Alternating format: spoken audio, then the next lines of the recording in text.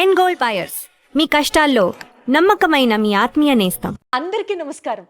50 ఏళ్ల అద్భుతమైన సినీ కెరియర్ ఆయనది. ఆయనే దర్శకేంద్రుడు శ్రీ డాక్టర్ కె రాఘవేంద్రరావు గారు. ఈ 50 ఏళ్ల సుదీర్ఘ ప్రయాణంలో ఎన్నో రికార్డులు, ఎన్నో బ్లాక్ బస్టర్లు, ఎన్నో అవార్డులు, అన్నిటికంటే మించి ఎన్నో ఎన్నో ఎన్నో అద్భుతాలు. Live life like a king, ఈ సూక్తికి ఆయన ఒక నిలువెత్తు నిదర్శనంగా నాకు అనిపిస్తూ ఉంటుంది. 100% సార్థకం అవుతుంది ప్రతి అక్షరం కూడా. సో 50 ఏళ్ల సినీ జర్నీని పూర్తి చేసుకున్నటువంటి రాఘవేంద్రరావు గారికి ముందుగా తెలుగు ప్రేక్షకులు, తెలుగు అభిమానులు అందరి తరఫున, ఎస్పెషలీ మా ఐ డ్రీమ్ తరఫున హృదయపూర్వక కృతజ్ఞతలు తెలియజేసుకుంటూ, శుభాకాంక్షలు అందజేస్తూ, ఆయన విలువైన సమయాన్ని ఇంటర్వ్యూ చేయడానికి మాకు ఇచ్చినందుకు గాను ప్రత్యేకమైన ధన్యవాదాలు తెలియజేసుకుంటూ, 50 years of cinematic legendary experience పూర్తి చేసుకున్న దర్శకేంద్రుడు డాక్టర్ రాఘవేంద్రరావు గారికి మరొక్కసారి గౌరవాన్ని అందజేస్తూ,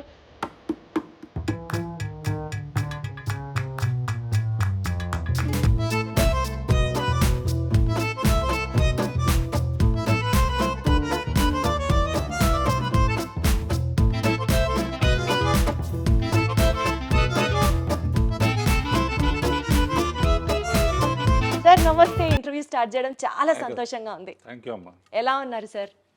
నీది బెజవాడ, నాది బెజవాడ. ఆ కనెక్ట్ ఉంటేనే నాకు ఒక పాజిటివ్ వైబ్ అనిపిస్తుంది సార్. కృష్ణా జిల్లా. Thank you so much. ఏ ప్రోగ్రామ్ అంటే 40 ఏళ్ళు మాట్లాడలేదు, మీ అందరూ తెలుసు. అవును, సౌందర్యలహరిలోనే ఫస్ట్ మాట్లాడింది. నా నమ్మకం ఏంటంటే అమ్మా, డైరెక్టర్గా నా జర్నీ ఇంతకాలం ఇంత స్ట్రాంగ్గా ఉండడానికి కారణం అండ్ నా ప్రొడ్యూసర్లకి, ఆర్టిస్టులకి, టెక్నీషియన్స్కి, డిస్ట్రిబ్యూటర్స్కి, థియేటర్ యాజమాన్యానికి అండ్ ప్రేక్షక లోకానికి, వీళ్ళందరికీ మనస్ఫూర్తిగా థ్యాంక్స్ చెప్తున్నాను. వాళ్ళు లేకపోతే నా ఈ సక్సెస్కి అర్థం లేదు. అండ్ ముఖ్యంగా పర్టికులర్గా నేను వాళ్ళ ఇంత సక్సెస్ఫుల్గా ఉండటానికి రీజన్ ఏంటంటే మంచి ముహూర్తం. ఏంటంటే పూజ్యులు విశ్వఖ్యాత నట సార్వభౌమ ఎన్టీ రామారావు గారితో అడవిరాముడు చిత్రంతో నా జర్నీ కమర్షియల్ డైరెక్టర్గా స్టార్ట్ అయిందమ్మా. ఫస్ట్ టైం ఆడిటోరియంలో అడవిరాముడిలో, అంతకుముందు రామారావు కనపడితే పూలు వేయటం, కొబ్బరి హారతలు ఇవ్వటం ఉండేది. ఫస్ట్ టైం ఆర్ఎస్కోబాయ్ పాటకి డబ్బులు వేయటం మొదలుపెట్టారు. అదొక రికార్డు. దానికి కారణం ఏంటంటే ఈ అవకాశం నాకు అవడానికి నేను అసిస్టెంట్ డైరెక్టర్గా ఫస్ట్ క్లాప్ కొట్టింది కూడా ఆయన మీదే. ఆయన మీద కొట్టిన క్లాప్ ఆ తర్వాత ప్రేక్షకులు కొన్ని కోట్ల మంది మన సినిమాలకి క్లాప్స్ కొడతారని అప్పుడు ఊహించలేదు నేను. ఇలా చాలా విషయాలు మీ నుంచి తెలుసుకోవడం, మీతో పంచుకోవడం సంతోషంగా ఉంది. ముఖ్యంగా అండి, 50 ఏళ్లలో 110 సినిమాలు చేయడం అదొక మామూలు రికార్డు కాదు. అంటే ఒక ఫిల్మ్ మేకర్గా, ఒక డైరెక్టర్గా 50 ఏళ్ళు కంప్లీట్ చేసుకున్న వాళ్ళు మేబీ హాలీవుడ్లో మనం చూసుకుంటే స్పిల్స్బర్గ్ గారి దగ్గర నుంచి, మార్టిన్ సోర్సెస్ గారి దగ్గర నుంచి ఇట్లా కొంతమంది ఉంటే ఉండొచ్చు గాక, కానీ భారతదేశంలో 50 ఏళ్లలో 110 సినిమాలు, అందులో అసలు 70కి పైగా సినిమాలు 100 days కంప్లీట్ చేసుకోవడం, 26 సినిమాలు రజితోత్సవాలు పూర్తి చేసుకోవడం, 4 సినిమాలు గోల్డెన్ జూబిలీ సెలబ్రేషన్స్ పూర్తి చేసుకోవడం, ఇవి కాక 4 సినిమాలకి మీరు దర్శకుడిగా ఒక పర్యవేక్షణ చేయడం, అసలు ఇవన్నీ ఒక మామూలు విషయం కాదు రాఘవేంద్రరావు గారు. ఈ మ్యాజిక్ని ఎలా సాధ్యం అయ్యేలా చేశారు మీరు?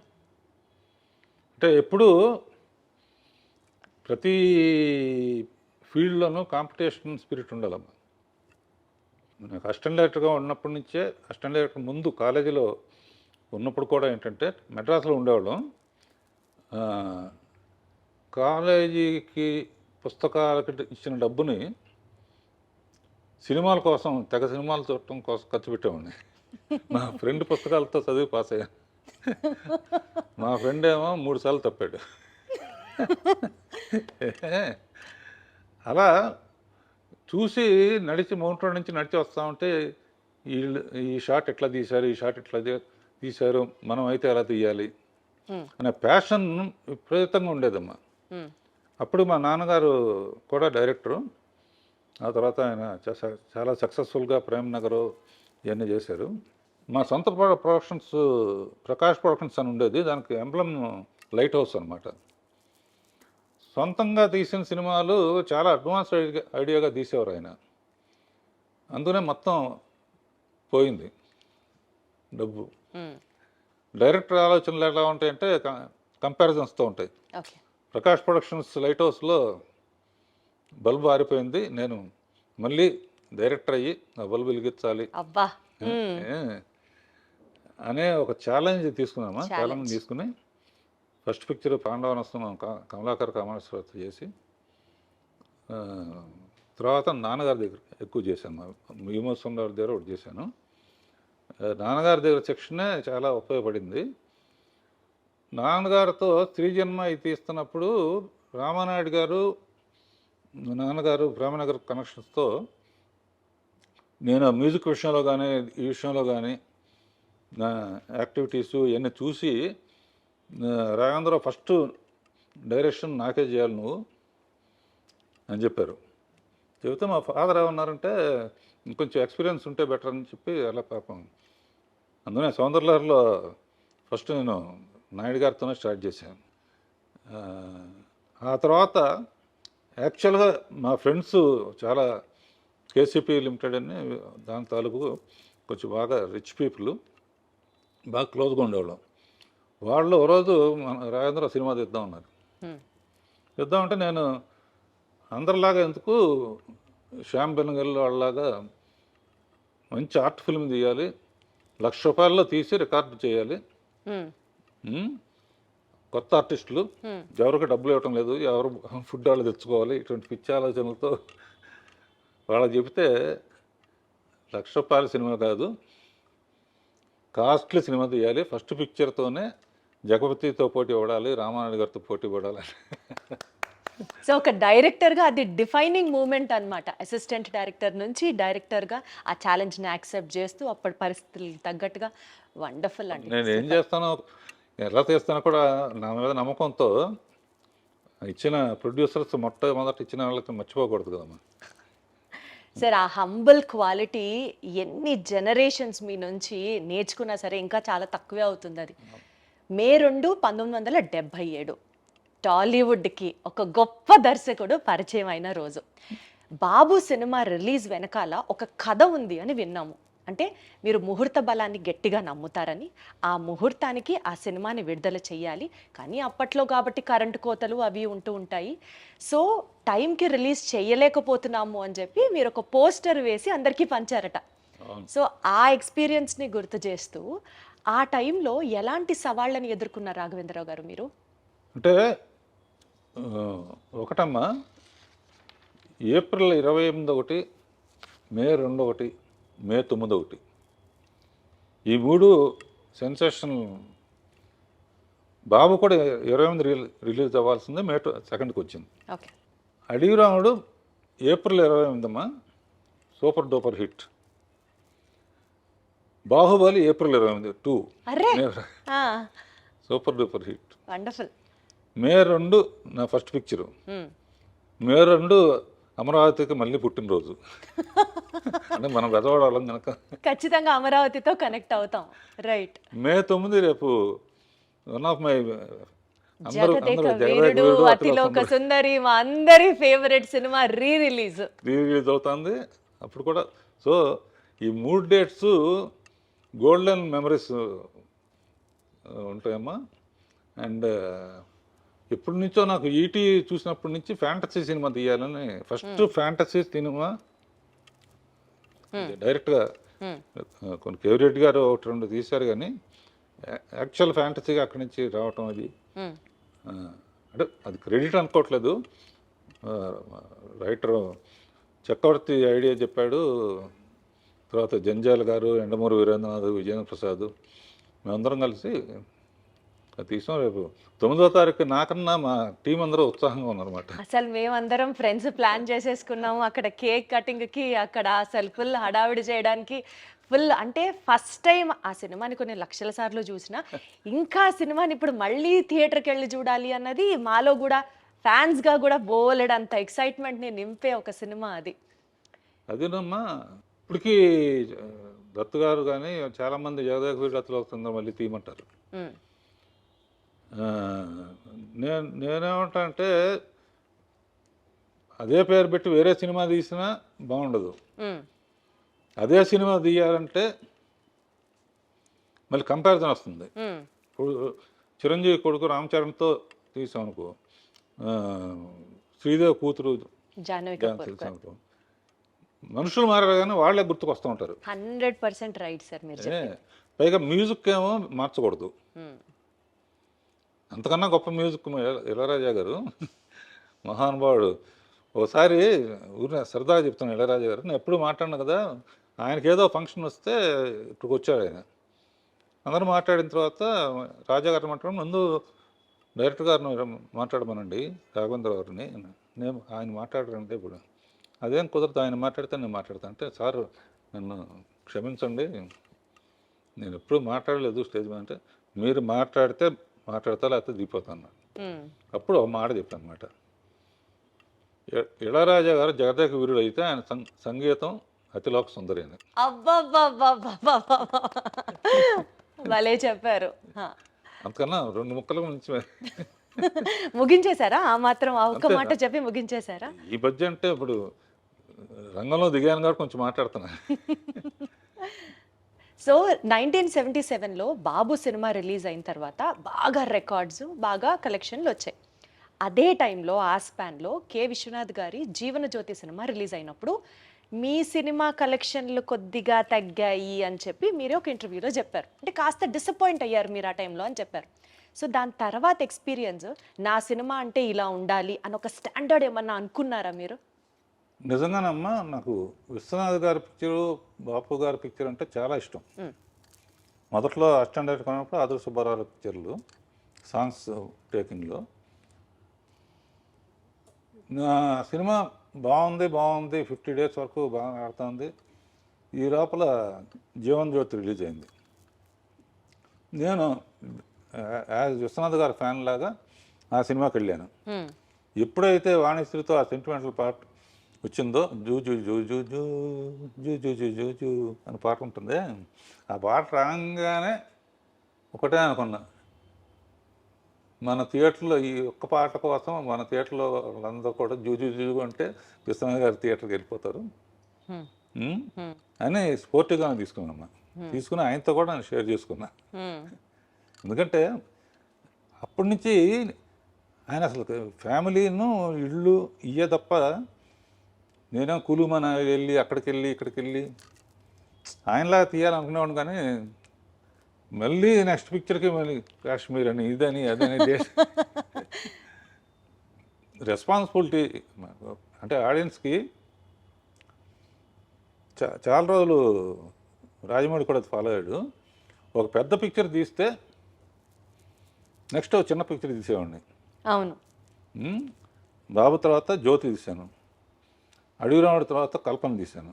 అచ్చా. అట్లా పెద్ద సినిమాలని చిన్న సినిమాలని రెండు బ్యాలెన్స్ చేయడం మీ స్కిల్. జయసుధ ఇట్లా చేసుకుంటా ఉంటే అడ్వాంటేజ్ ఏంటంటే, చాలా రోజులు రాజమౌళి ఫాలో అయ్యాడు కానీ వన్స్ మగధీరాను బాహుబలి అయిన తర్వాత ఇక అతని చేతుల్లో లేదు. చచ్చినట్టు ఇంకా పెద్ద సినిమా తీయాల్సింది. అంటే ప్రత్యేకంగా దాని వెనకాల రీజన్ ఏంటి? ఒక పెద్ద సినిమా, ఒక చిన్న సినిమా. అంటే చిన్న సినిమా అప్పుడు రాఘవేంద్రరావు సినిమా అంటారు, పెద్ద సినిమా అన్నప్పుడు ఆ పేరు ఉంటుంది. అంటే హీరో పేరు ఉంటుంది తప్పని కదా నేను చెప్పేది. మెయిన్గా అంటే రాఘవేంద్రరావు సినిమా చూడాలి, లేకపోతే దాసరి నారాయణరావు సినిమా చూడాలి. ఇప్పుడు ఏంటంటే రాజమౌళి సినిమా చూడాలి, సుకుమార్ సినిమా చూడాలి, అన్నీ అందరూ. మీ స్టైల్ ఆఫ్ ఫిల్మ్ మేకింగ్లో రాఘవేంద్రరావు గారు ఒక గ్రాండియర్ ఉంటుంది. ఒక విజువల్ స్టోరీ టెల్లింగ్ని మీరు అద్భుతంగా విజువల్స్ రూపంలో కానీ, ఫ్రేమ్ సెట్ చేయడంలో కానీ మీ మార్క్ మీదే. అదే ఇందాక మీరు అన్నట్లు పెద్ద సినిమా అయినా అద్భుతంగా ఉంటుంది, చిన్న సినిమా అయినా బీభత్సంగా ఉంటుంది. ఆ ఎక్స్పర్టైజ్ మీకు సాధ్యం అంతే. నేను నిన్న క్వశ్చన్ అడుగుతాను. జ్యోతి తీశాను, దేవత తీశాను, బొబ్బులి బ్రహ్మను తీశాను, అన్నమయ్య తీశాను, తర్వాత ఇక ఫ్యామిలీ డ్రామాలు చాలా తీశాను, చాలా ఎమోషనల్ సబ్జెక్టులన్నీ. ఇన్ని సినిమాలు తీసి దాని గురించి మాట్లాడరు, మాట్లాడితే రాఘవేంద్ర గారు పాటలు బాగా తీస్తారంటారు. కారణం కారణం ఏంటి? నువ్వు చెప్పాలి. అడు చూపిస్తావా? అలా అని కాదు, బట్ అంటే అదే నేను చెప్తున్నాను కదా, ఏ ఫ్రేమ్కి ఆ ఫ్రేమ్ స్పెసిఫిసిటీ ఉన్నా light travels faster than sound అంటారు కదా. సో కొన్ని సీన్స్, కొన్ని సాంగ్స్ ఎస్పెషల్లీ మీరు సాంగ్స్లో యూజ్ చేసే కొన్ని ప్రాపర్టీస్ అట్లా నిలబడిపోతాయి అంతే, అది వేరే లెవెల్ అంతే. అంటే అది మెయిన్ తెలివితేటలను డామినేట్ చేసి అంటే ఇంకా మా మైండ్ని డైవర్ట్ చేసేసి మీరు చూపించే ఆబ్జెక్ట్స్, ఎస్పెషల్లీ ఫ్రూట్స్ యూసేజ్ కానీ, ఎస్పెషల్లీ ఫ్లవర్స్ యూసేజ్ కానీ మీ తర్వాతే అంతే, ఇంకా అందులో తిరుగులేదు. పూజ్యులు వెంకయ్యనాయుడు గారు కూడా ఎప్పుడైనా స్టేజ్ మీద స్వర్ణ భారత్ అనే అవును, ఒక ట్రస్ట్ నడుపుతున్నారు. ట్రస్ట్ బాగా చాలాసార్లు వెళ్ళాను, బాగా నడుపుతున్నారు, బ్రహ్మాండంగా ఉంటుందని. ఆయన ఏ స్టేజ్ మీద చెప్పినా కూడా రాఘవేంద్ర సినిమా అంటే స్వర్గాన్ని నేల మీద దింపినట్టే అండి. అసలు ఒక హీరోయిన్ని ఇంత అందంగా మరి ఏ దర్శకుడు చూపించలేనంత విధంగా ఆవిడ ఎంట్రీ కానీ, మీరిచ్చే ఆ షార్ట్స్, ఆ పూలు మధ్యలో అసలు వేరే లెవెల్. రాఘవేంద్రరావు గారు అదృష్టం చేసుకొని ఉండాలి అంతే ఆ సినిమాలో, మీ సినిమాలో నటించాలన్నా, ఒక చిన్న భాగం అవ్వాలన్నా. నువ్వు కూడా చేద్దు కానీ ఎప్పుడైనా. ఆహా, తదాస్తు. ఇది ఎప్పుడో అవుతుంది, నెరవేరాలని కోరుకుంటున్నాను నేను కూడా. అంటే ఇందాక మీరు చెప్పినట్లు ఆ జీవన్ జ్యోతి సినిమా హాల్లోంచి చూసి మీరు బయటకు వస్తూ ఉన్న తర్వాత మేబీ అదే మీ స్ఫూర్తేమో, లేడీ ఓరియంటెడ్ సినిమాలు జ్యోతి, ఆమె కథ, అమరదీపం ఇట్లాంటివి మీరు చేసినప్పుడు అప్పట్లోనే లేడీ ఆడియన్స్ని, ఫ్యామిలీ ఆడియన్స్ని కూడా టార్గెట్ చేయాలి అని అనిపించిందా మీకు? ఒక స్ట్రెచ్లో ఆ సినిమాలు తీసుకుంటూ వచ్చారు. అట్లా అనిపించే ప్లాన్ చేశానమ్మా. ఎందుకంటే జ్యోతి అయిన తర్వాత చాలామంది నాకు అన్నీ అటువంటివి ఆఫర్ చేశారు. ఆఫర్ చేస్తే నేను తొందరపడి అటు వెళ్తే ఇప్పుడు సంచి పుచ్చుకుని ఇది ఇంటర్నేషనల్ ఫిల్మ్ ఫెస్టివల్ చుట్టూ తిరిగేవాడిని. వెయిట్ చేశాను కాబట్టి అడవి రమణ వచ్చింది. అదే కదా, అసలు ఆ సినిమా కలెక్షన్లు రాఘవేంద్రరావు గారు అప్పట్లోనే 4 కోట్లు, ఇవాళ రోజున 5,000 కోట్లతో సుమారుగా అప్రాక్సిమేట్గా సమానం. అవును, జనాభా లెక్క ప్రకారంగానే. బాబోయ్, అసలు ఆ రోజులో 4 కోట్లు వసూలు చేసింది అడవి రాముడు ఫస్ట్లో. అంటే లేడీ ఓరియంటెడ్ సినిమాలు, ఫ్యామిలీ సినిమాలు చేసే మీకు అప్పట్లో ఒక మాస్, ఒక కమర్షియల్ సినిమాని తీయాలి, అప్పటి లెజెండరీ యాక్టర్ ఎన్టీఆర్ గారితో మీరు చేయడం అనేది, ఆ డెసిషన్ తీసుకోవడానికి మీకు ఇన్స్పిరేషన్ ఏంటి? అసలు ఆయన ఒప్పుకున్నాడు నా డైరెక్షను అని తెలియగానే ఇక ఆయన సినిమాలు మళ్ళీ ఒకసారి బెదవాడ వెళ్ళిపోయి ఒకసారి రిలీజ్ అయ్యాయి కదమ్మా, ఆయన సినిమాలను చూశాను. ఆయన కనపడితేనే పూలు వేయటం లేకపోతే హారతలు వేయటం చేస్తారు. నడిచి వస్తేనే అలా చేస్తున్నారు, ఏనుగు మీద వస్తే ఎలా ఉంటుంది అని. ఏనుగు మీద, అవును, గజారోహణం ఏదో అంటారుగా. ఏనుగు మీద వస్తే, ఏనుగు మీద రావాలంటే అడవికి వెళ్ళాలి, అడవికి వెళ్ళాలంటే వాడు టార్జాన్ అయి ఉండాలి, టార్జాన్కి సూట్ అవ్వదు. అప్పుడు ఏం చేయాలని ఆలోచించి, ఎప్పుడు ఫారెస్ట్ ఆఫీసరు విలన్స్ కుమ్మక్కవుతారు. ఈ సిన్సియర్ ఆఫీసర్గా ముందే ఆఫీసర్గా వెళ్తే డ్యూయట్లకి రొమాన్స్కి ఛాన్స్ ఉండదు. ఎన్ని ఆలోచించారు అసలు. అందునే ఫస్ట్ ఎన్ని స్టడీ చేయడానికని మామూలు మనిషిగా వచ్చి అక్కడున్న ట్రైబల్స్ని వాళ్ళ వలన గొప్పతనం చెబుతూ, కొన్ని రోజులైన తర్వాత నాకు భయం వేస్తుంది. అప్పటికి రామారావు కృష్ణుడి ఫోటోలు కానీ రాముడి ఫోటోలు కానీ ఇళ్లలో పెట్టుకునేవాళ్ళు. ఈ పిక్చర్ మనకు ఆడకపోతే ఇక మన కెరీర్ ఏమైపోతుందన్న టెన్షన్తో కృషి ఉంటే మనుషులు దృష్టిలో అవుతారనే పాట క్రియేట్ చేసి, మీరేం తక్కువ వాళ్ళు కాదు అని చెప్పి, గొప్ప అని చెప్పి, ఏకలవ్యుడు, వాల్మీకి, రాముడిది నా కోరిక ఏంటంటే ఈ సినిమా ఆడితే సంతోషం, ఆడకపోతే మళ్ళీ ఆయన్ని చూసేది కాదు. సరే, రాముడు ఎట్లా ఉంటాడో మనకు తెలియదు, ఆయనలాగానే ఉంటాడు. చాలామంది అంటారు, నిజంగా రాముడు ప్రత్యక్షమైనా కూడా నువ్వు కాదులే అంటారు. అంత బ్రాండ్ ఉంది దానికి, కృష్ణుడు కానీ రాముడు కానీ.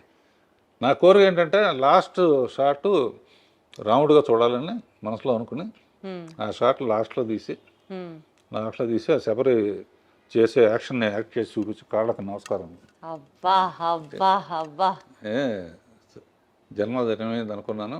ఆయన కారు ఎత్తు ఫస్ట్ టైం అవుట్డోర్కి వచ్చారమ్మా ఆయన. అంతకుముందు అంతా గిండి ఊరు అటు వచ్చేవారు కాదు. It is green memory in my life brother అన్నారు. అట్లా నన్ను చాలా ప్రేమగా చూసుకున్నారు. తర్వాత ఆయనతో 12 సినిమాలు చేశాను. 12లో 9, 10 హిట్లే. అసలు హిట్ కాందేది సార్. తర్వాత చిరంజీవితో 14 తీశాను. 14 సినిమాలు చిరంజీవి గారితో.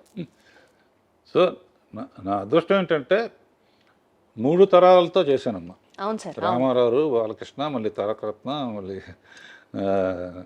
నాగేశ్వరరావు, నాగార్జున, సుమంత్, కృష్ణ, మహేష్ బాబు, సోమన్ బాబు కొడుకు రాలేదు కానీ తర్వాత శ్రీకాంత్ కొడుకుతో కూడా మళ్ళీ అసలు ఇంట్రడ్యూస్ చేసిందే మీరు. సూపర్ అసలు. అలా ఈజ్ ఆల్ డెస్టినీ అమ్మా. నేను ప్లాన్ చేసింది కాదు. People are really blessed to work with you sir. నా అదృష్టం ఏంటంటే ఇంతవరకు ఏ హీరో కూడా నా డైరెక్షన్ అంటే ఆయన వద్దులేండి అనలా. ఎవరు సార్ అనేది ఆ మాట? ఎలా సార్ అంటారు ఆ మాట? నారాయణరావు నాది చాలా మంచి కాంబినేషన్ అమ్మా. నేను మాట్లాడను కాబట్టి నా తరఫున ఆయన మాట్లాడేవాడు స్టేజ్ మీద. ఆయన పిక్చర్ ఒకటి ఆడితే నేను పోటీగా ఇంకో పిక్చర్, నాకు పోటీగా ఆయన ఇంకో పిక్చర్, ఇట్లా చాలా ఫ్రెండ్లీ వాతావరణంలో జరిగిందన్న. అప్పట్లో ఈ ఇండస్ట్రీ ఎలా ఉండేది సార్? అంటే సినిమా మార్కెటింగ్ పరంగా కావచ్చు, టాప్ హీరోస్ని సినిమాలు చేయడానికి కన్విన్స్ చేసే విధానం కావచ్చు, మీ డైరెక్టర్స్ మధ్యలో ఉండే ఆ పోటీతత్వం కావచ్చు, అంటే ఎలా ప్లాన్ చేసేవారు మీరు అప్పటి ఆ స్ట్రెస్ని, కాంపిటీషన్ని హ్యాండిల్ చేయడానికి? రామారావు కానీ లేకపోతే వీళ్ళకి కానీ వాళ్ళకి కానీ గంటలు కథ చెప్పేవాళ్ళం కదమ్మా. చెప్పేవాళ్ళు కాదు.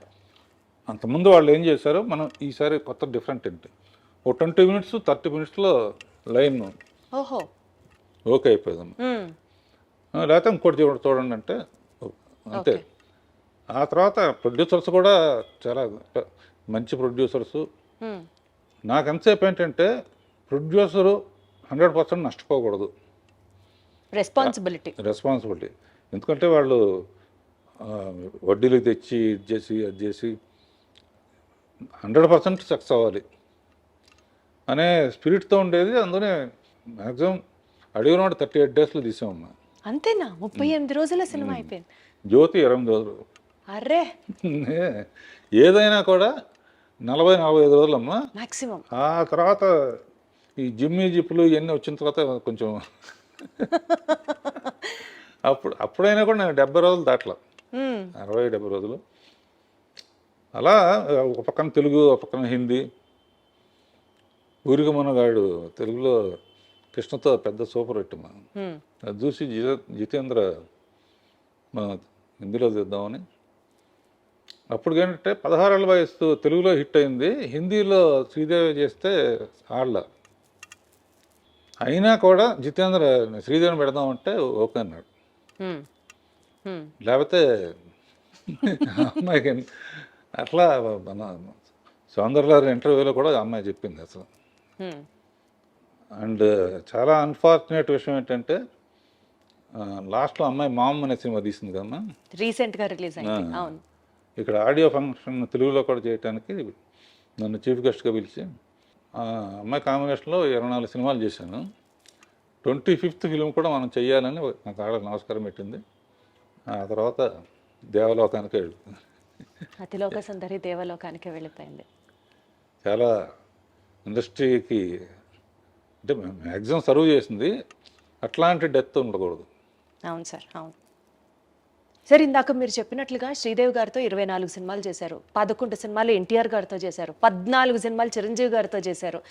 అసలు ఇట్లా చెప్పుకుంటూ పోతే ఏఎన్ఆర్ గారితో, శోభన్ బాబు గారితో, కృష్ణరాజు గారితో ఇట్లా చాలా సినిమాలు చేశారు కదా. అప్పట్లో ఆ హీరోస్లో ఉండేటువంటి ఆ చెరిష్మాటిక్ ఎక్స్పీరియన్స్ మీతో ఎట్లా ఉండేది సార్? నాగేశ్వరరావు, రామారావు వాళ్ళు మా నాన్నగారు తరం అమ్మ. చాలా గౌరవంగా ఉండేది. వాళ్ళ ఎక్స్పీరియన్స్ మాతో షేర్ చేసుకోవటం. హ్మ్. ఎందుకంటే వాళ్ళకి కూడా వాళ్ళకి ఆ టైంలో ఏంటంటే యంగ్ డైరెక్టర్స్ కావాలి వాళ్ళకి. ఇప్పుడు ఎప్పుడైనా కొత్తదే సెలెక్ట్ చేసుకుంటారు కదా. ఆ, అట్లా అందరూ అసలు చాలా హ్యాపీగా ఆడతా పాడతా తీసేవాళ్ళం కథల విషయంలో కానీ రిలీజ్ అయిన తర్వాత కానీ. అండ్ ఇంకో గొప్ప విషయం ఏంటంటే ఓ పిక్చర్ ఒక ఆడపోయినా కూడా ఈ డైరెక్టర్ వద్దు ఇంకో డైరెక్టర్ పెట్టుకుందాం అనే సిస్టమ్ లేదు అప్పుడు. మ్మ్హ్మ్. రంగారావు కానీ ఎవరైనా కూడా హీరోలు అందరూ, చిరంజీవి గారితో కూడా నాకు హిట్లు ఉన్నాయి, ఫెయిల్యూర్స్ కూడా ఉన్నాయి. ఫెయిల్యూర్ అయిందని చెప్పి మన ఈ డిస్కార్డ్ డైరెక్టర్ వద్దు అన్నట్టు లేదు. ఈక్వల్గా షేర్ చేసుకునేవాళ్ళం. ఓకే. తప్పు జరిగింది, నెక్స్ట్ కరెక్ట్ చేసుకుందాం అని. అట్లా చాలా ఫ్రెండ్ ఇప్పుడు కూడా అంతా సరదాగానే ఉంటారు. ఇప్పుడున్న జనరేషన్లో వాళ్ళు తీసే పిక్చర్లు నాకు నచ్చిందంటే డెఫినెట్గా నాకు ఫోన్ చేసి అప్రిషియేట్ చేస్తారు. చేస్తే నేనే వస్తానండి అని చెప్పి వచ్చేవారు. అప్పుడప్పుడు డైరెక్టర్స్ అందరం కలిసి ఈ బ్యాచ్ డైరెక్టర్స్ అందరూ మా ఇంట్లో పార్టీ చేసుకుంటా ఉంటున్నాం. అబ్బో, అదే అడగబోతున్నాను. అంటే డైరెక్టర్స్ ఇప్పటి వాళ్ళని మీరు అప్రిషియేట్ చేయడమో చాలా పెద్ద విషయం. ఇందాక మీరు అన్నట్లు 3 తరాల హీరోలని మీరు ఇంట్రడ్యూస్ చేశారనుకోవచ్చు, వాళ్ళతో కలిసి చేశారనుకోవచ్చు. ఎన్టీఆర్ గారి దగ్గర నుంచి, ఏఎన్ఆర్ గారి దగ్గర నుంచి ఇట్లా చెప్పుకుంటూ పోతే జనరేషన్స్ వైజ్ సినిమాలన్నీ మీరు చేశారు ఆ హీరోలతో. ఆ జనరేషన్ గ్యాప్కి మీరు ఎలా అడ్జస్ట్ అయ్యేవారు రాఘవేంద్రరావు గారు? ఎలా హ్యాండిల్ చేసేవారు? వాళ్ళతో ఫ్రెండ్లీగా ఉండేవాడు. వాళ్ళ మెయిన్గా అమ్మో రాఘవేంద్రరావు చాలా సీరియస్గా ఉంటారు అనుకుని వస్తారు. ఓహో. వచ్చిన తర్వాత కొంచెం మామూలుగా ఫ్రెండ్లీగా ఉంటాం, కొంచెం ఫూరిష్ జోకులు వేయటం. నా చుట్టూ కూడా ఎప్పుడు ఎంటర్టైనింగ్గా ఉండే వాళ్ళతోనే ఉంటాను నేను. చాలామంది ఇప్పుడు ఉన్న బ్యాచ్లో కానీ బయట ఫ్రెండ్స్ కానీ, సినిమా ఫ్రెండ్స్ కన్నా బయట ఫ్రెండ్స్లో కానీ సరదాగా ఏ దేశం వెళ్ళినా కూడా వాళ్ళతో వెళ్ళటం, అక్కడ ఏదో ఒకటి చేయటం, ఏం లైఫ్ని లైట్గా తీసుకోవటం. అద్భుతం. అంటే మిమ్మల్ని ఇంట్రడ్యూస్ చేస్తున్నాను అని కొంచెం ఆ భయము, ఆ బెరుకు నాకు కూడా ఉండింది. భయపడుతూ వచ్చాను. అమ్మో చాలా తక్కువ మాట్లాడతారు అనుకుంటా. కానీ కెమెరా సాక్షిగా చెప్తున్నాను, సార్ని కలిసిన తర్వాత అసలు ఇంటర్వ్యూ ఎంత జాయ్ఫుల్గా, హ్యాపీగా, అసలు నాకు ఇప్పుడు టెన్షనే లేదు రాఘవేంద్రరావు గారు. ఆ స్ట్రెస్ అంతా పోయింది. ప్రశాంతంగా మాట్లాడుతున్నట్టుంది మీతో. మెయిన్గానమ్మా ఇప్పుడు మనకు సామెత ఉంది కదమ్మా, కొత్త నీరు వస్తే పాత నీరు వెళ్ళిపోతుందని. నేను ఒక స్టేజ్లో అవును కొత్త తరం వచ్చినప్పుడు మనం సైడ్ ఇవ్వాల్సిందే, ఆపలేం కదా, ఆపాల్సిన అవసరం కూడా లేదు. మనకు డైరెక్షన్ తప్ప ఇంకేం తెలియదు. బిఏకి పెద్ద ఉద్యోగం రాదు. నెక్స్ట్ తెలిసింది ఏంటి అని ఆలోచిస్తే డ్రైవింగ్ తెలుసు. చాలా రిచ్ మ్యాన్ దగ్గర డ్రైవర్గా పనికొస్తాను తప్ప డైరెక్షన్ తప్ప ఏమీ తెలియదు. అప్పుడు ఆలోచించి అప్పుడే రామోజీరావు ఈటీవీ అన్నీ పెట్టారు.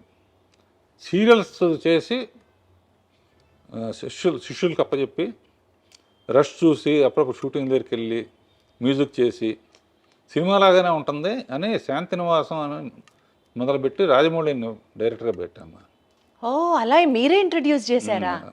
అంతకుముందు నాకు చంద్రబాబు గారు ఎలక్ట్రానిక్ మీడియా అడ్వైజర్గా నాకు అవకాశం ఇచ్చినప్పుడు రాజమౌళి, ముళ్ళపూడి వర, గంగరాజు వీళ్ళందరూ కూడా యాడ్స్ చేసేవాళ్ళు సోషల్ అవేర్నెస్ కోసం. అద్భుతంగా చేసేవాడు రాజమౌళి. అప్పుడు శాంతినివాసం కథ అనుకుంటే అతనే మొత్తం కథని అవుట్లైన్ చెప్పాను. అతను 1000 ఎపిసోడ్లకు సరిపడా. సో అప్పుడప్పుడు సెట్కి వెళ్ళేవాడిని. నేను అనుకున్న చెప్పిన తర్వాత రష్ వచ్చిన తర్వాత చూస్తే నేను చెప్పిన దానికన్నా బాగా తీసేవాడు. సో అక్కడి నుంచి ఇక కాన్ఫరెన్స్ వచ్చి స్టూడెంట్ నెంబర్ 1కి నేను పర్యవేక్షణ చేసి తన డైరెక్టర్గా పెట్టారు. పెట్టినప్పుడు ఊరినే అతను సక్సెస్ఫుల్గా 2-3 సినిమాలు అయిన తర్వాత ఆర్కే నుంచి వచ్చావు కదా, నీకు ఎప్పుడు వీలుంటే డబ్బులతో నాకు పని లేదు, నీకు ఎప్పుడు వీలుంటే అప్పుడు నాకు కూడా ఒకటి చేయంటే ఆఖరికి బాహుబలి అని గిఫ్ట్గా ఇచ్చాడనమాట. నేను మా అల్లుళ్ళు కలిసి తీసాం. సో ఇప్పుడు అంటే ఇప్పుడు సరే ఆ తరం అయిపోయింది. సీరియల్స్ తరం ఇప్పటికీ జరుగుతుందమ్మా. 25 ఏళ్ళ నుంచి ఆ సీరియల్స్ అన్నీ కూడా ఒక స్టాండర్డ్, ఒక క్వాలిటీకి ఒక నిదర్శనం లాగా తీస్తున్నారు మీ బ్యానర్ నుంచి వచ్చేటువంటి ఆ సీరియల్స్ కానివ్వండి. తర్వాత మా అన్నయ్య కోరిక మీద ఆర్కే ప్రొడక్షన్స్ అని పెట్టి ఫస్ట్ చేస్తే నందమూరి రామారావు బ్రాండ్ ఉండాలని చెప్పి బాలకృష్ణ అడగానే బాలకృష్ణ హ్యాపీగా మా డేట్స్ అడ్జస్ట్ చేసి ఇచ్చాడు. అలా ఆర్కే బ్యానర్లో మా అన్నయ్యతో అల్లరమొగుడు అల్లరిపోయాడు కొన్ని ఫెయిల్ అయినా కొన్ని సక్సెస్ఫుల్గా. అండ్ మా అన్నయ్య గారి పిల్లలు మా పిల్లలు అందరూ కలిసే పెరిగారు కనుక అంతా జాయింట్ ఫ్యామిలీ లాగా. సక్సెస్ఫుల్ జాయింట్ ఫ్యామిలీ అంటే మీరు ఎక్కడి నుంచి వచ్చారంటే రాఘవేంద్రరావు గారు, ప్రాపర్గా ఆ ఫ్యామిలీ ఎథిక్స్, బాండ్స్, లైఫ్లో కొన్ని వాల్యూస్ ఇవన్నీ పాటిస్తూ ఈ స్థాయికి వచ్చారు కాబట్టి మేమందరం ఇవాళ రోజున అంత గౌరవంగా గర్వంగా మీ వైపు చూస్తాం. That's all because of your brought up, మీ వాల్యూస్, మీ ఎథిక్సే ఇవన్నిటికీ కారణం అనిపిస్తుంది నాకు. మిమ్మల్ని ఇలా కలవడం, ఇంటర్వ్యూ చేయడం అసలు నాకు వేరే లెవెల్గా ఉంది. మీ సినిమాలో చాలా వేరియేషన్స్ ఉంటాయి. యాక్షన్, డ్రామా, కామెడీ, రొమాన్స్, జానపదం, మైథాలజీ, ఇలా చెప్పుకుంటూ పోతే లిస్ట్కి కామా కామా కామా యాడ్ చేసుకుంటూ వెళ్ళాలి. వీటిల్లో మీకు బాగా నచ్చిన జానర్ ఏది? నాకు అన్ని జానర్స్ ఇష్టం అమ్మా. ఏది చేసినా సిన్సియర్గా చేస్తాను. అసలు కామెడీను గ్లామర్ లేకుండా అసలు ఆలోచన అసలు ముందు. కామెడీ గ్లామర్ లేకుండా సినిమా ఉండదు అసలు. ఎందుకంటే జస్ట్ అబ్జర్వ్, అన్నమయ్య సినిమాలో కూడా 2 క్యారెక్టర్స్ని పెట్టి గుండు హనుమంతరావు బ్రహ్మానందాన్ని పెట్టి, అంటే తర్వాత మోహన్ బాబు, సేఫ్టీ అంటే అన్నీ ఉండాలి అనే ఒక స్ట్రాంగ్ బిలీఫ్ మనకు. రాఘవేంద్రరావు గారి సినిమా అంటే ప్రేక్షకుడికి ఫుల్ మీల్స్ అంతే. అది మెయిన్ ఉద్దేశం. ఎప్పుడన్నా హారర్ కానీ, సస్పెన్స్ థ్రిల్లర్ కానీ అలాంటివి ట్రై చేశారా అండి? అసలు మీకు ఇష్టమా అవి? హారర్ సినిమా చూస్తే తల దించుకుంటాను నేను. అది దెయ్యం వస్తుందని తెలియగానే డాన్ మ్యూజిక్ రాగానే ఇట్లా చూడండి అనమాట. ఆ సౌండ్ అయిపోయిన తర్వాత లేస్తాను. ఊరిని శాంపుల్కి వేటగాళ్ళు ఒట్టి నిజం హారర్ కాదు, ఒక బంగ్లాలో నుంచి నేను వేయడం ఇది పాటలాగా ఇది పువ్వులు పూయిన తోట అని ఫైనల్గా అక్కడ మదరే విడిపిస్తాడని. అంతకన్నా ఇంకా అంతకన్నా హారర్ జోన్లోకి వెళ్ళారు అసలు. అది చూడండి. అసలు థియేటర్కి వెళ్తాను, అది ఆ ఎపిసోడ్ వచ్చినప్పుడు మొట్ట తల తెంచుకుంటాను అనమాట. అదొకటి. గొంతులో క్యాన్సర్, సిగరెట్లు ఏమన్నా కూడా తల తెంచుకుంటారు. సో అసలు అలాంటివి కూడా చూడరు, అంటే ఏదైనా అన్ప్లెజెంట్ అనిపించింది అసలు చూడరు యూజువల్గా. బాధ వేస్తుంది, వచ్చింది ఎంటర్టైన్మెంట్ కోసం. Got it. సో అయితే మీరు అనేకమైనటువంటి ప్రసిద్ధ మ్యూజిక్ డైరెక్టర్స్తో కూడా పనిచేశారు. మీ సినిమా అని అంటే మ్యూజిక్కి ఒక ప్రత్యేకమైన స్థానం ఉంటుంది అన్నది మాకు అర్థమైపోతుంది. మ్యూజిక్ పట్ల మీకున్నటువంటి కమాండ్ అనుకోవచ్చు, లేకపోతే మీకు అది ప్రత్యేకమైన ఇంట్రెస్టా? మ్యూజిక్ ద్వారా కూడా ప్రజల్ని ఒక కనెక్షన్లోకి తీసుకొచ్చేస్తారు మీరు. ఏంటి మీకు అంత మ్యూజికల్ సెన్స్? మీ రూమ్లోకి రాగానే రాఘవేంద్రరావు గారు ఆ పక్కన ఆ కీబోర్డ్ అది చూసి కూడా అబ్బా నా క్వశ్చన్ కరెక్ట్గా అడుగుతున్నా నేను అని అనిపించింది. మీకు మ్యూజిక్ అంటే అంత ప్రత్యేకమైన ఎఫినిటీ దేనికి? మొదటి నుంచి ఫస్ట్ పిక్చర్స్ అన్నీ చక్రవర్తి చేశాడమ్మా. చక్రవర్తి నేను క్లోజ్ ఫ్రెండ్స్ అనమాట. అతనికి హార్మోని కానీ సరిగమలు కానీ తెలియదు. బాండ్ గిఫ్ట్ అంటారే, ఏ లైన్ ఇచ్చినా కూడా ట్యూన్ కట్టేస్తారన్నమాట. సో చక్రవర్తితో జర్నీ మ్యాక్సిమం 30-40 సినిమాలు చేసామమ్మా. తర్వాత మహాదేవన్ గారు, తర్వాత పెద్ద చేంజ్ అసలు మ్యూజిక్లో సెన్సేషన్ చేసింది మన ఇళయరాజా గారు. కోటితో చేశాను, విద్యాసాగర్తో చేశాను, రాజేశ్వరరావుతో చేశాను, సత్యం గారితో చేశాను. అండ్ 24 పిక్చర్స్ 23 పిక్చర్స్ అయినాయి. కేరాణితో నా కాంబినేషన్ సెన్సేషనల్ హిట్స్ అన్నీ. ఎందుకంటే మా ఇద్దరికి మంచి అండర్స్టాండింగ్ అర్థమైపోతుంది ఆ కెమిస్ట్రీ మాకు వినేటప్పుడు హాల్లో. ఇప్పుడు ఏ సినిమా అయినా సరే కేరాణి లేకపోతే నేను పని చేయలేను అనమాట. అంత సింక్ అయిపోయారు. సింక్ అయిపోయి ఫ్యామిలీగా కూడా బాగా వాళ్ళ ఫ్యామిలీ మా ఫ్యామిలీ కలుస్తాం, రాజమౌళి ఫ్యామిలీ మా ఫ్యామిలీ కలవడం. అంటే కీరవాణి దగ్గర నుంచి నేర్చుకుంది ఏంటంటే కొంచెం రాగాల గురించి కానీ ఇదే రాగం అని అడిగి. కీరవాణిలో గొప్పతనం ఏంటంటే పల్లవిలో ఆల్మోస్ట్ సిచ్యువేషన్ బట్టి తనే చాలా వరకు కాంట్రిబ్యూషన్ ఉంటుంది. అలా మ్యూజిక్ అసిస్టెంట్ డైరెక్టర్గా ఉన్నప్పుడే 60 పాటలన్నీ పాడుకునేవాడిని. అండ్ మేము హాలిడేస్కి నేను మా బ్రదరు విలేజెస్కి వెళ్ళాడు, కేసరపల్లి మాది.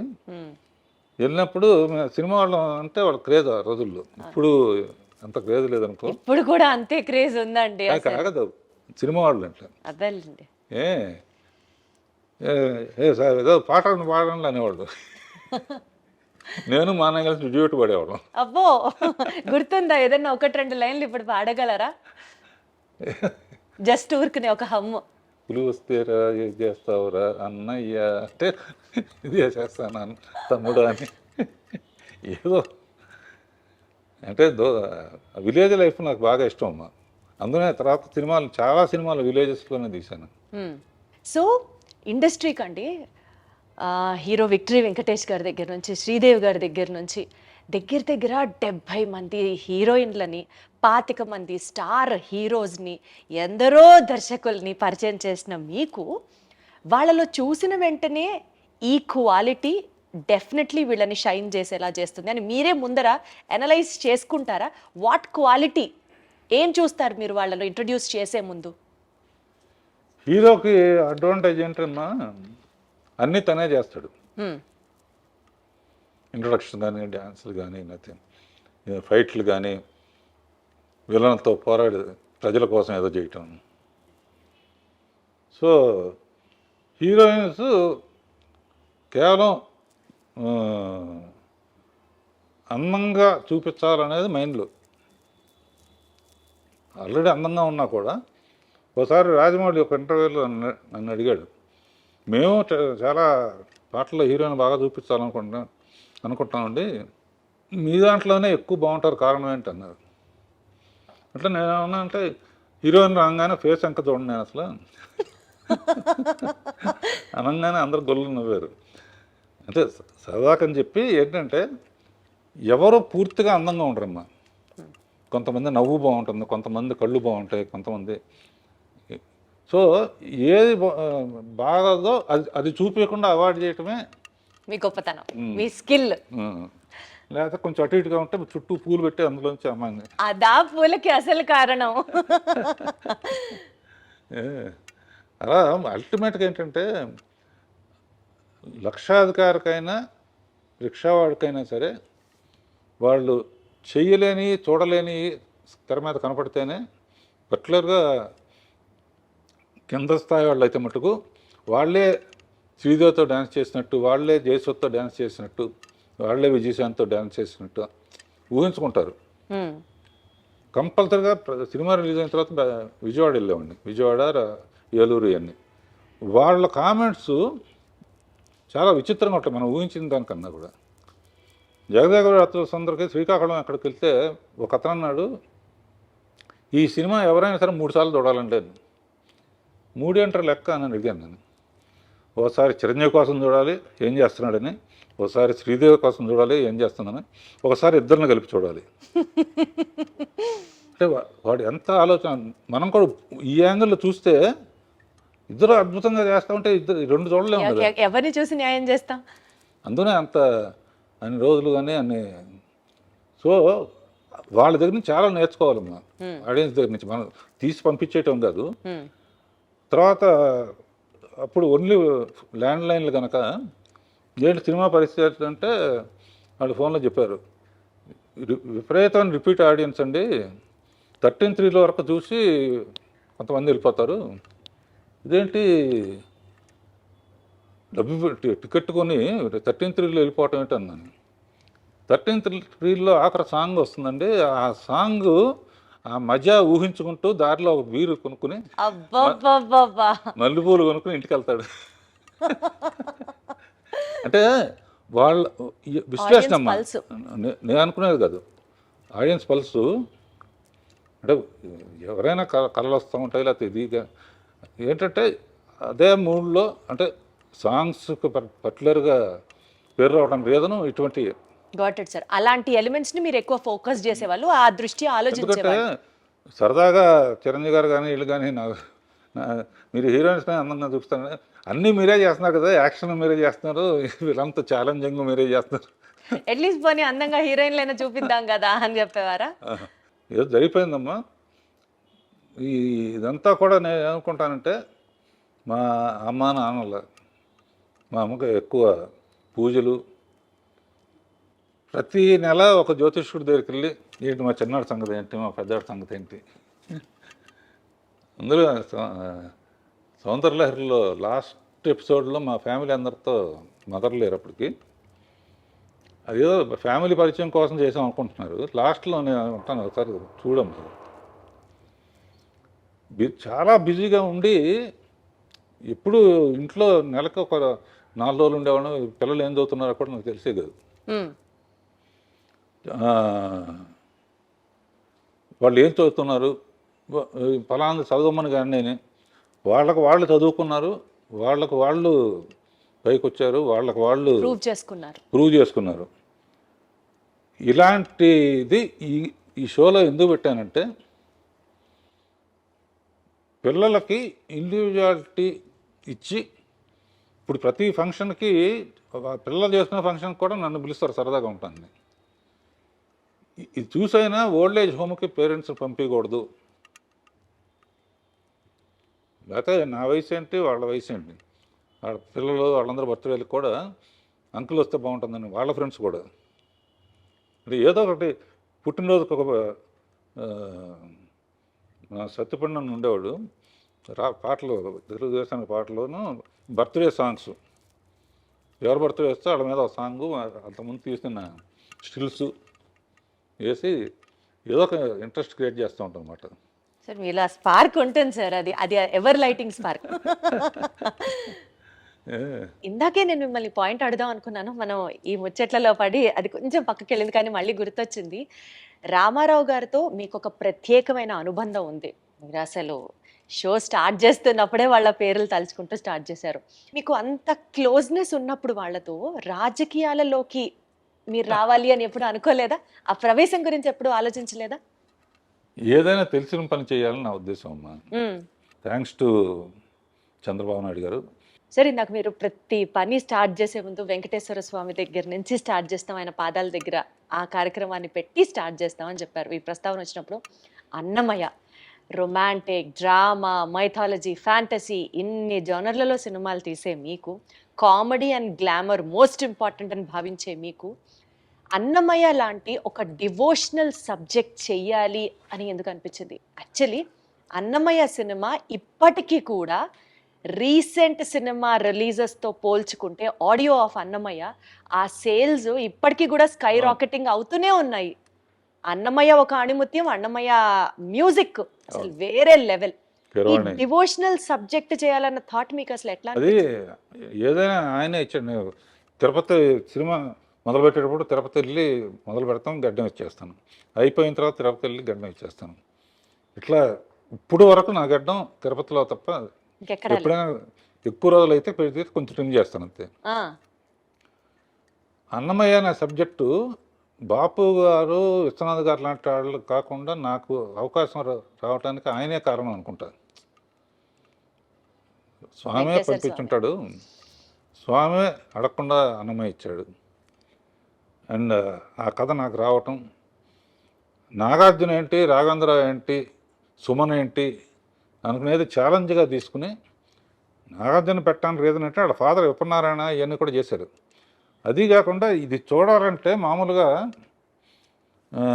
లోపలికి రావాలంటే భక్తి సినిమాలకి హీరోలు ఉంటే బెటర్ అని చెప్పి హీరోని పెట్టి జనాన్ని లోపలికి తీసుకొస్తే గ్యారంటీగా హిట్ అవుతుంది నమ్మకం.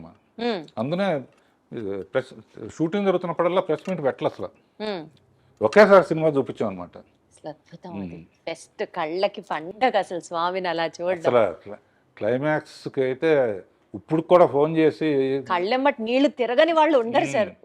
ఉన్నారంటే వాళ్ళకి అసలు ఇంకా వాళ్ళు వేరే జోనర్ అని అర్థం చేసుకోవాలి అంతే. ఇప్పటికీ టీవీలో వచ్చినప్పుడు చూస్తే ఫోన్లు వస్తాయి నాకు, ఎందుకు రాగంగా అంత ఏడిపించావు అంట. నాకు కూడా అది రామదాసు. నిజంగా స్వామి మీ చేత జయించారు అన్నట్టుగా ఇప్పుడు భావించాలి. చిరంజీవి గారు, వెంకటేష్ వీళ్ళందరూ కూడా ఎన్ని సినిమాలు చేసి లాభంగా ఒక అన్నమయ్య చాలరా అధినేత అంటాను. అండ్ మనం బాధ్యతగా తీసుకుని ఇంట్రడ్యూస్ చేసిన వెంకటేష్ కానీ, మహేష్ బాబు కానీ, అల్లు అర్జున్ కానీ వీళ్ళందరూ వాళ్ళ టాప్ పొజిషన్లో ఉన్నందుకు అంతకన్నా మనకేం కావాలి? సార్థకం సార్, అసలు జన్మ సార్థకం అంతే.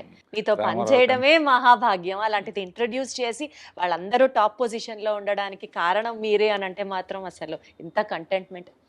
సరే, ఇప్పుడు పెద్ద సినిమాల్ని అంటే 70mm స్క్రీన్ ఫిల్మ్స్ని, బిగ్ సినిమాస్ని మీరు షూట్ చేశారు, మీరు హ్యాండిల్ చేశారు.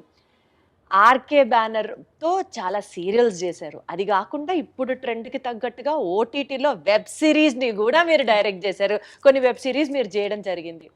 ఈ ప్లాట్ఫామ్ని ఎలా చూస్తారు మీరు? అప్పుడు సీరియల్ మొదలు పెట్టిన అప్పుడు ఐడియా అందుకు వచ్చిందని చెప్పాను కదా. కొత్త మొత్తం అయిపోయిన తర్వాత నాకు బ్లాంక్ అయిపోయానమ్మా. హ్మ్. బ్లాంక్ అయిపోయాను. ఇప్పుడు ఏం చేయాలి మనం? ఖాళీగా ఆఫీస్కి వచ్చి కూర్చుని ఏం చేయాలి? అప్పుడు నాకు ఐడియా వచ్చింది. సీరియల్ ఐడియా లాగానే యూట్యూబ్ చూడటం మొదలుపెట్టా. షార్ట్ ఫిల్మ్స్ అందులో బెస్ట్గా తీసిన వాళ్ళని పిలిచాను. పిలిచి కొన్ని షార్ట్ ఫిల్మ్స్ చేసాం. అందులో కొన్ని పాటలు రాయటం కూడా మొదలుపెట్టాను. పాటల్ని మీరు రాశారా? అరే! ఆ, సో అదే టైంలో ఈటీవీలో కథాసౌధ అని చెప్పి వెబ్ సిరీస్, అంటే ఒక్కో సిరీస్ అరగంటలో అయిపోవాలన్నమాట. అరగంటే? అరగంటలో ఒక కథ చెప్పడం. అవి ఇప్పుడు శిష్యులను పెట్టేసి నేను అప్పుడప్పుడు సెటిల్కి వెళ్ళి స్టోరీ డిస్కషన్, మ్యూజిక్. సో ఇప్పటికీ మీరు అవి హ్యాండిల్ చేస్తున్నారు, పర్యవేక్షిస్తున్నారు. మన సండే వస్తుంది. ఇప్పుడు లైఫ్ పార్ట్నర్ అని ఒకటి తీశాను, లవ్ యూ నానమ్మ అని ఒకటి తీశాను, సుందరంగాడి ప్రేమ కథ అని ఒకటి తీశాను, ఏవి అలనాటి ముద్దులు అని రాబోతోంది అనమాట. ఇది ఇందుగలడందు లేడన్న సందేహము వలదు. మా రాఘవేంద్రరావు గారు అన్ని ప్లాట్ఫామ్స్ లో ఆయన ఉన్నాను అని ప్రూవ్ చేస్తారు. అద్భుతం అసలు. అది కాకుండా ఈ కుర్రాళ్ళందరినీ అయిపోయిన తర్వాత ఈవినింగ్ 4:30 నుంచి 6 వరకు వెళ్ళి పికిల్ బాల్ ఆడతాం అనమాట.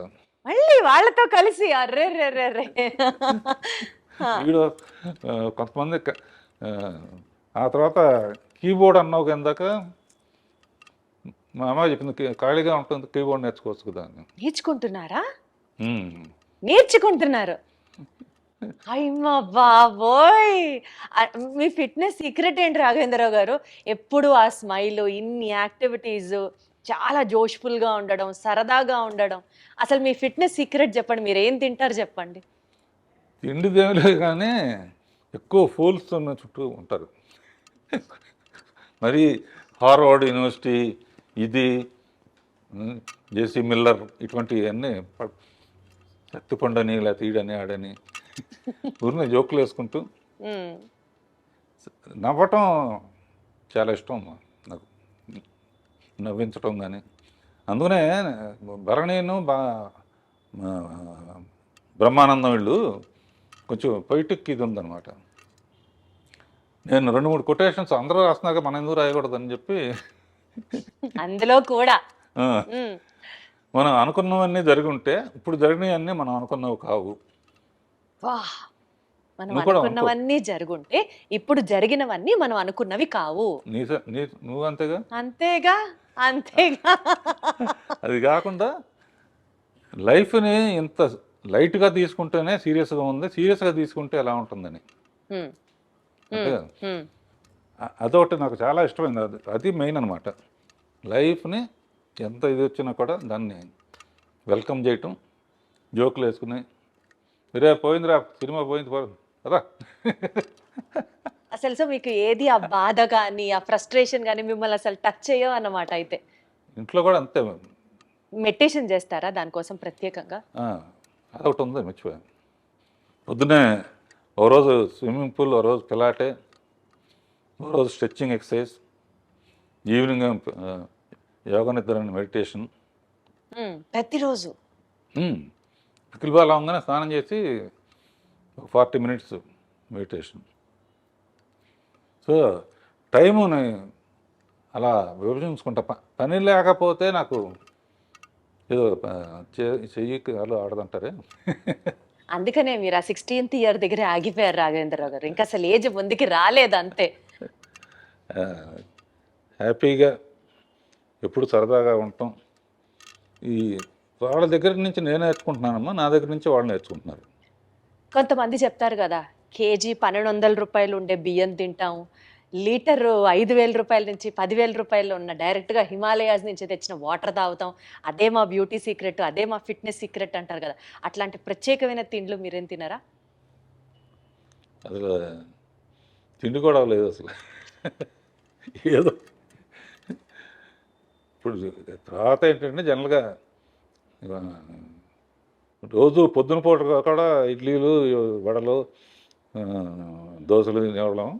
ఇప్పుడు ఏంటంటే ఒట్టి నట్స్ను, ఫ్రూట్స్, మధ్యాహ్నం lunch, night only tiffin.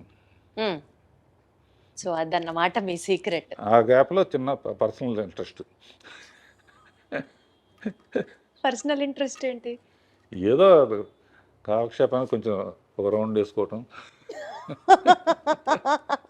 Such an honest, sweet and an humble answer from your end. అసలు సూపర్. ఎటు మనం ఈ విషయాలు మాట్లాడుతున్నాం కాబట్టి రాఘవేంద్ర గారు, నాకు ఇందాకటి నుంచి మిమ్మల్ని చూస్తున్నాను, మీతో మాట్లాడుతున్నాను, కానీ నా ధ్యాస అంతా మీరు షర్ట్ మీద పెట్టుకున్నటువంటి ఆ గ్రీన్ అండ్ వైట్ బ్రోచ్ మీదకి వెళ్తోంది.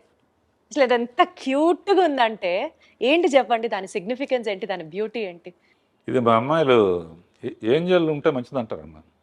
ఏంజల్. ఏంజల్ ఇళ్లలో కూడా ఏంజల్ బొమ్మ పెడితే చాలా, లేకపోతే నువ్వు కూడా పెట్టుకో ఇంట్లో. ఇది పెట్టుకో అని చెప్పి మా పిల్లలు ఇచ్చారు.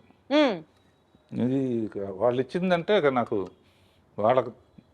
వాళ్ళంటే నాకు ఎంత ప్రేమో, ఇది అంటే అంత ప్రేమ అనమాట. దీంతో చాలామంది అడుగుతారు, ఇది ఎక్కడ పోతుందో అని చెప్పి 2-3 ఒక్కోసారి పడిపోవచ్చు కదా. ఒకటి మట్టుకు అందరూ 2-3 ఎప్పుడూ పెట్టుకుంటాను. ఒకటి మట్టుకు ఎక్కడ పడాలో అక్కడ పడుతుంది. గొప్ప వ్యక్తి అక్కినేని నాగేశ్వరరావు నిర్యాణం చెందినప్పుడు అన్నపూర్ణ స్టూడియోలోనే ఇది చేశారు. ఫైర్ లాస్ట్ రైట్స్ అన్ని అక్కడ చేశారు. నాగార్జున ఎక్కువ ఎమోషనల్ అయితే నేను గట్టిగా కావాలని ఇంటికి వచ్చి చూస్తే ఇది లేదు, అందులో పడిపోయింది అనమాట. అందుకనే ఎప్పుడు సేఫ్టీకి దానికి నేను చాలా హ్యాపీగా ఫీల్ అయ్యాను.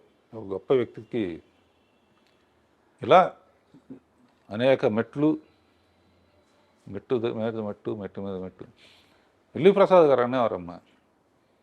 అంటే ఆయన సినిమాలో చైల్డ్ ఆర్టిస్ట్గా కూడా చేశాం. నేనంటే బాగా ఇష్టం ఆయనకి.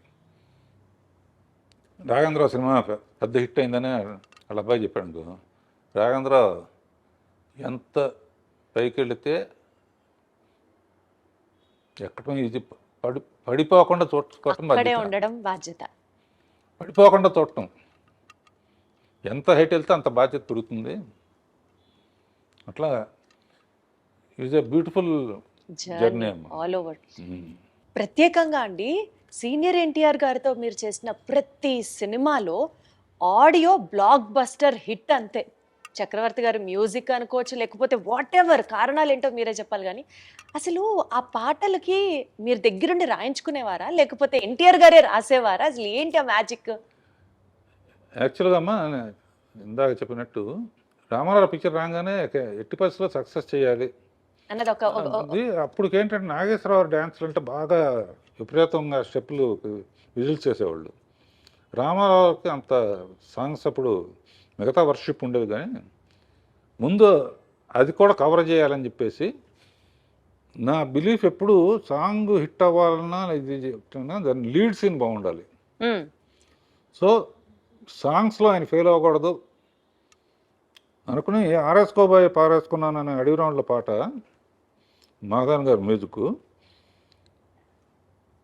ఆ పాట అప్పుడు ఏంటంటే హీరో కోసం పరిగెత్తుకుంటూ వస్తుంటే నీళ్ళలో పడిపోతుంది. ఆయన వచ్చే లోపల ఆరేసుకోవాలని చెప్పి లీడ్ అలా తీసుకు ఈ లోపల ఆయన వచ్చేస్తున్నాడు. ఆడియన్స్ ఎంత మంచి వాళ్ళు అంటే వస్తామంటే చీర ఎగిరిపోయింది. చెట్టు నుంచి చార వేసుకోపోయి పారేసుకున్నానంటే ఏళ్ళలో డబ్బులు అంటే టేక్ ఆఫ్ ఉంటేనమ్మా. అక్కడి నుంచి ఇక పాటల్లో కూడా ఆయన కూడా అందులో కృషి ఉంటే మనుషులు ఋషులు అవుతారులో ఎన్లైట్మెంట్ ఆఫ్ సోషల్ ఇది ఒక మోటివేషన్ సాంగ్, తర్వాత కోకిలమ్మ పెళ్ళికి అనేది, తర్వాత మేజర్ చంద్రకాంత్ పుణ్యభూమి నా దేశం పాట. అసలు మేజర్ చంద్రకాంత్లో పుణ్యభూమి నా దేశం. ఎక్కడికి వెళ్ళినా సరే ఆగస్టు 15th జనవరి 26న ఈ పాట ప్లే అవ్వకుండా భారతదేశంలో ఎక్కడ ఉండదు అంతే. అదిను ఆయన అందులో కూడా అన్ని గెటప్పులు శివాజీ అల్లూరి సీతారామరాజు. ఆయన అనేవాడు, బ్రదర్ చాలామంది చేశారు జాగ్రత్త అని. అంటే అల్లూరి సీతారామరాజు కట్టబొమ్మను కూడా ఇస్తాం కదా, శివాజీ గణేష్ చేశారు. కమిట్మెంట్ అంటే ఆయన గెటప్లన్నీ ఆయన గద తయారు చేసిన అన్ని డిజైన్ ఆయన వస్తాడు. ఎన్టీఆర్ గారే డిజైన్ చేసేవారా? బాగా ఆ ఇప్పుడు సాంగ్లో చూసి తెలుస్తుంది. కట్టబ్రహ్మన్ గెటప్ సంకెళ్ళతో మొత్తం ఇట్లా బంధిస్తుంటే దాన్ని చీల్చుకొని నడవాలి ఆయన. మన ప్రొడక్షన్ వాళ్ళు ఉంటాయి, కార్లో కంఫర్టబుల్గా ఉండదని ప్రొడక్షన్ తెప్పించుకుని టిఫిన్ క్యారియర్లో నింపుతామే, అందులో ఎక్కొచ్చాడు ఆయన. ఎక్కొచ్చి ఇట్లా దిగితే అట్లా కదా. ఓ బెంగళూరు ప్యాలెస్లో తీసాం, ఎవరు కట్టాలిరా పన్ను. అమ్మో ఇక ఆయన టాపిక్ సౌందర్యలో టాపిక్ వచ్చినప్పుడు నేను తట్టుకోలేక ఏడ్చేసాను. ఇప్పుడు కూడా లైట్గా మీ కళ్ళు చెమరుస్తున్నాయి, అర్థమవుతుంది. అంటే నాకు ఆయన లేకపోతే అసలు అంటే అంత బాగా చూసుకున్నారు. నేను అందుకనే చెప్తున్నాగా, ఫస్ట్ ఆయన మీద క్లాప్ కొట్టడమే నాకు నా ముహూర్తం అంటారే, గొప్ప ముహూర్తం అన్నమాట నా జీవితానికి. అందుకనే ఆయన దేవుడిలాగా జీవితంలో మర్చిపోలేని